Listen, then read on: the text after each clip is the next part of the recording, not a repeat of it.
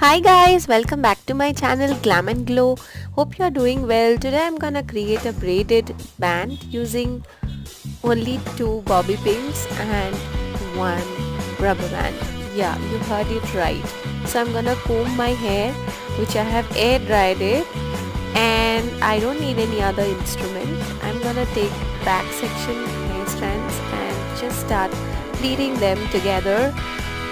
This is normal plaits, and I'm gonna clip it, or you can just tie it with a hairpin, and then you can put all your hairs back and then pull off the plaits sections to make it look more voluminous, and then pull it over and take it to the other side of your hair and just secure it with a bobby pin.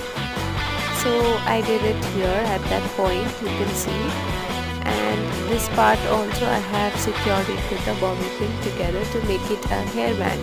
So this is so simple step. It will create as you can see, a braided hairband effect on your hair, as if you wore a hairband, but it's created with your own hair. So it looks so pretty and girly. So please subscribe to stay tuned for more videos.